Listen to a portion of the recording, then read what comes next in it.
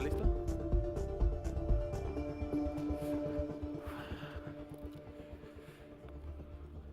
Right. Ladies and gentlemen, can I have your attention, please? We're about to continue with our roundtables here on the main stage at World Football Summit 2018, where the football industry meets. And this is the penultimate roundtable here for day one of this event. The next session will be a question and answer format, which I will undertake, and we will be discussing the importance of competitive balance in European football. Entonces la próxima sesión va a ser en forma de PIR, preguntas y respuestas, y hablar de la importancia de la igualdad competitiva en el fútbol europeo. I'm speaking to a man whose job essentially it is to oversee domestic club football on the continent and basically hope that they all provide compelling competitions for us to follow. We will be dealing with the importance of competitive balance in European football. I'm delighted to welcome on stage, and I'm sure you give him a very, very warm welcome as well, the General Secretary of European Leagues, Georg Pangl.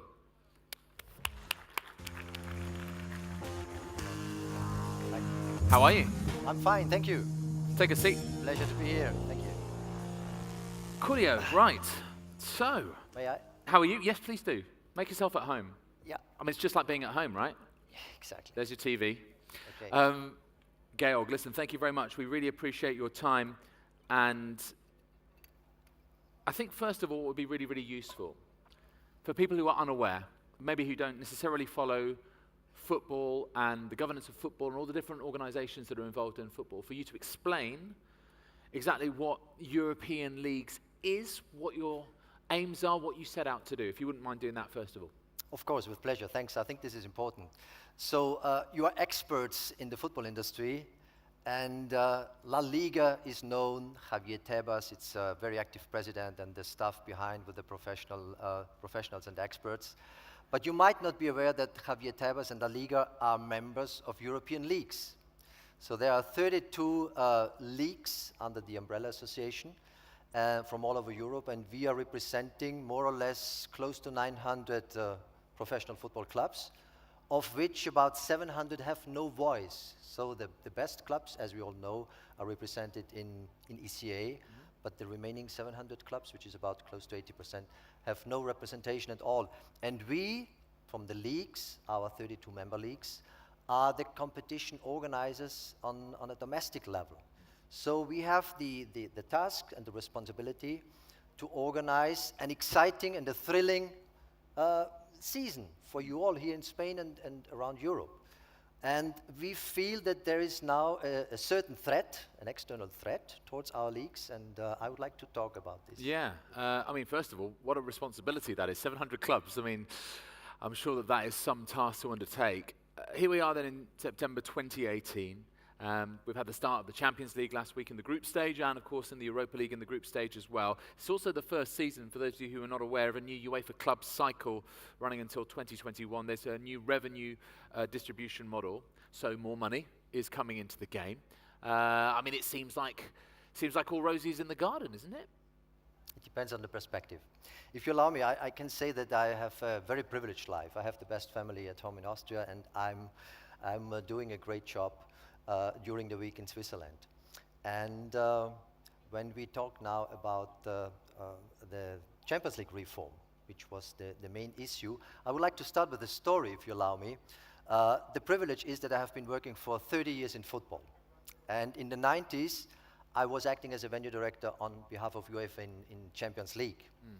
And I wonder if anybody knows here, when UEFA Champions League started in 92, 93, how much was the amount of money which has been distributed that time? Is there any figure, any idea? Total amount distributed for the very first edition of the UEFA Champions League. So Yeah, what is it, what, 1992, 93? 98. I don't. It's very difficult. I had to do some research, to be very honest. And I can tell you that in 92, 93, the overall amount which has been distributed for all participating clubs as of the group stage was 22 million. Later on, later 90s, when I was acting with Borussia Dortmund, Galatasaray, I was even once in Valencia, the amount increased to 127 million for all the clubs involved. And now you are aware, I guess, it's not a secret.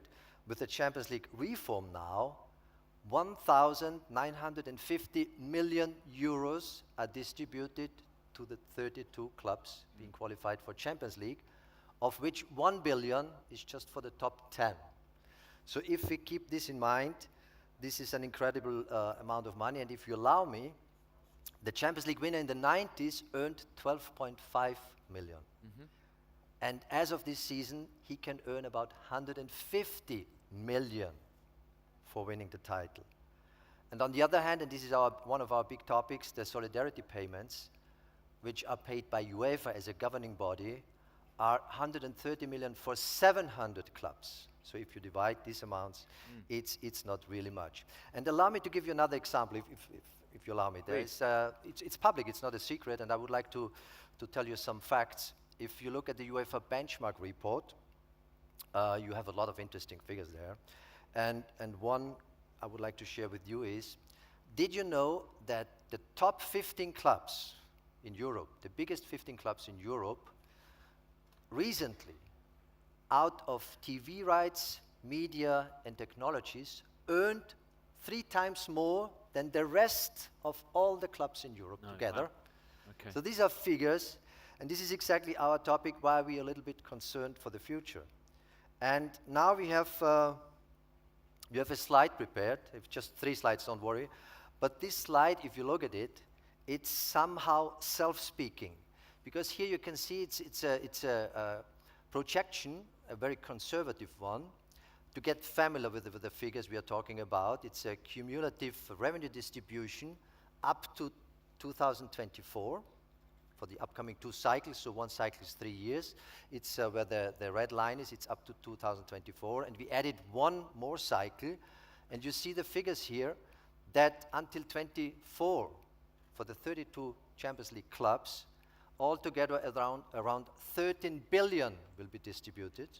If we add 1 more cycle, it will be 21 billion for 32 clubs. And in most cases, the clubs are the same, we should not forget.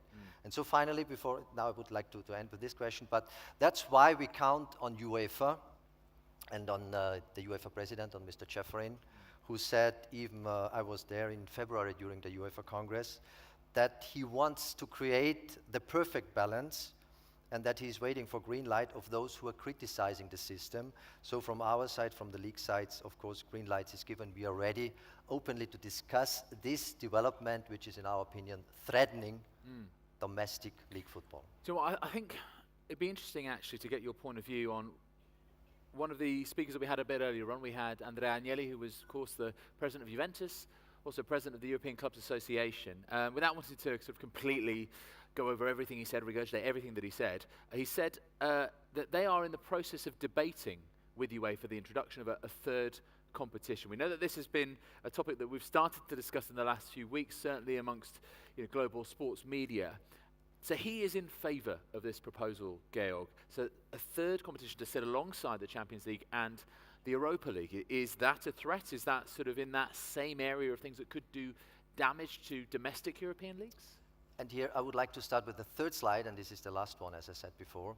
On this slide, you can see here, within the red frame, the structure of European football.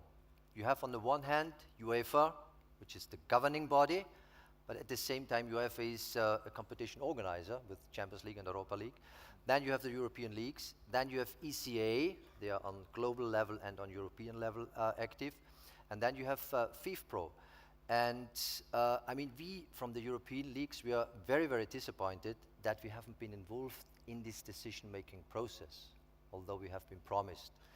And if ECA is announcing now a 3rd competition, it might be fine, but we have done our analysis, and we are not that convinced that the outcome is the right one. Because, for example, if you look at Champions League, the money injection for La Liga for every cycle, which is 3 years, will be about 1.2 billion euros for 3 years. But just for 4 clubs, and 3 of them are in many cases the same. So imagine this disruption of La Liga and all the other leagues where clubs are qualified for Champions League. What does it mean? We have to deal with the consequences. And we are convinced, according to our, again, our projections, that, for example, even a third competition, if I might take the example of Bosnia-Herzegovina, I was there last year within our European Social Dialogue site visits. If you take FK Sarajevo, if they go for the title, they will be obviously qualified for the third competition as of 21. They might earn 3 to 5 million euros a year, which is for Bosnia-Herzegovina is so much money that they will buy the best players, the best talents in the country. They will sell them after a good season in Champions League 2. They will earn another money, and then the league in Bosnia-Herzegovina will be destroyed, like it is the case already in many other leagues. And this is our concern, and that's why we are not really happy that we were not involved. I mean, the format might be okay, but what we will insist now is that we have to talk about the revenue distribution and about the access list. Yeah. It will be crucial, as the leagues have to live and to deal with the consequences. Yeah, it's the impact, isn't it? And exactly. It feels like it might be almost a self-fulfilling prophecy, especially with that example that you told us about there. Another sort of quote, if you like, from Andrea Agnelli's talk this morning here at World Football Summit. He said, "We want to be well heard when it comes to redrafting the next international calendar." So yes, going further ahead, there is a possibility of a proposal from the ECA to request and restructure the international match calendar. What potential effects might that have? Do you see any inherent dangers there, Georg? Yeah, we heard about the plans, and that's why it would be good to sit together and to discuss them. And what we have been told is that, and here's the question again, we have 700 clubs where we guess that they are not really interested in increasing the number of international matches. Obviously, I don't want to say a small number, but a certain number within ECA would like to increase the matches on international level, at UEFA level, and to decrease the matches on domestic level.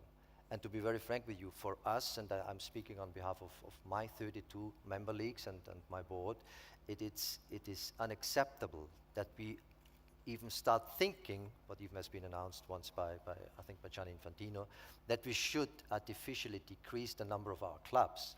This is an absolute no-go, and the same is to shift weekends with midweek match days, which for us is unacceptable. We are responsible for the daily bread for our fans in our countries, and this is what we have to take care for. Okay, we're a little bit short on time, but we're going to push through some other topics here. European leagues, then, there is this principle of competitive balance, la igualdad competitiva, as we say in Spanish. Can you give us some examples? Good examples, bad examples of competitive balance? I think there are only good examples at European leagues level. If I may mention the Premier League.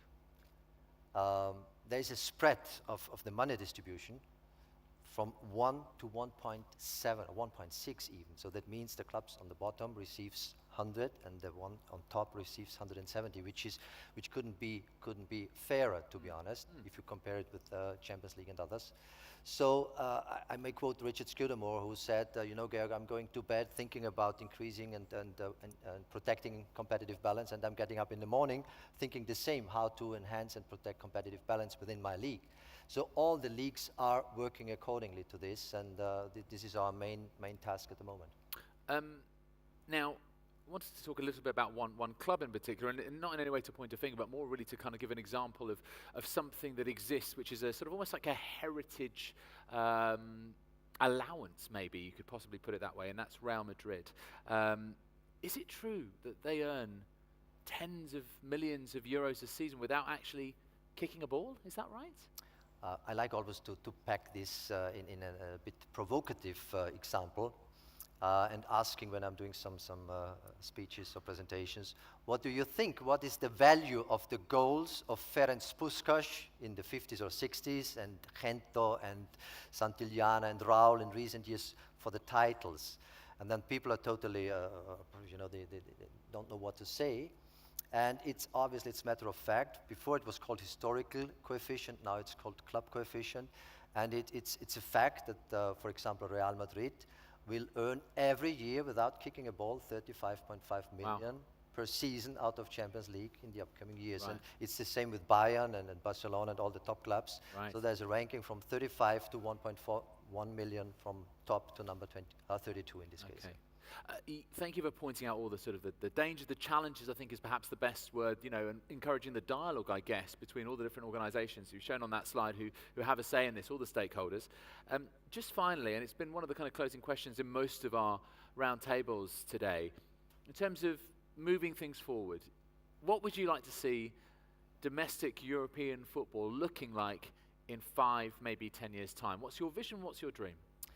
The vision is that the situation would be that our vision comes true, that there will be competitive balance in every league and also at European level, and that everybody involved is realizing now the development in recent years. There's a certain threat, there's a certain danger that football will get lost of its biggest asset, which is the unpredictability of the winners.